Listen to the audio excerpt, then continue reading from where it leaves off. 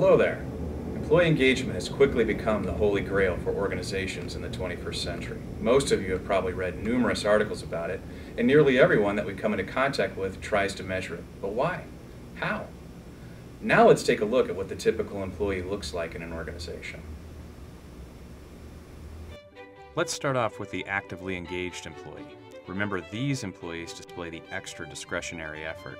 Watch how the actively engaged employee arrives early for his 8 a.m. workday. Witness how the actively engaged employee takes the extra time to straighten out a crooked picture and even makes coffee for the staff members. Remember, an actively engaged employee takes pride in their office environment and is considerate to their team members. Also, take a look at his desk.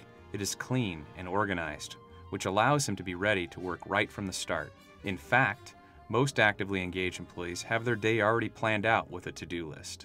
Other positive traits you will witness from an actively engaged employee include having a positive attitude, being helpful and an inspiration to others, truly dedicated and involved in their work, and has a commitment to the organization and providing high customer service.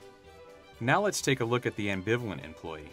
Look at how their workspace does not look lived in and can even be perceived as a sterile work environment. Watch how she arrives to work just in time for her 8 a.m. workday. Note the alarm clock on her desk to help her keep track of the 8 hours she may spend in this space.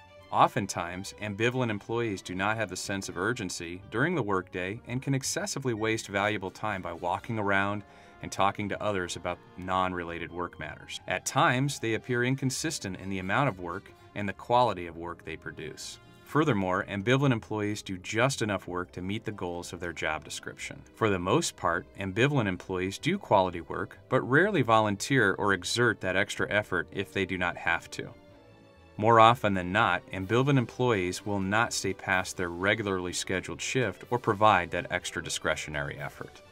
Finally, let's take a look at the actively disengaged employee. Take a look at their cubicle. It is a total mess. Also watch how he sneaks in late for his 8 a.m. workday at 8:13 a.m. The actively disengaged employee returns to his desk. He spends a few minutes on his work email and other work tasks, but then finds plenty of time for other activities, including wasting other employees' time, inappropriate use of the internet, and other non-business related tasks. At the end of the day, actively disengaged employees are truly doing a disservice to your organization and are negatively impacting business outcomes. So now that you've had a peek of the levels of employee engagement, how managers proceed from the start of the onboarding process determines if an employee will continue as an engaged employee or towards the ranks of actively disengaged. Increased attention to the engaged employee is indeed necessary because those employees have the most potential.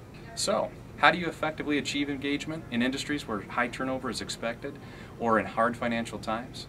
HR Solutions' engagement approach quantifies the number of employees choosing to exert discretionary effort to provide better outcomes for customers and the organization. If you're interested in learning more, please contact HR Solutions at 312-236-7170. Thank you.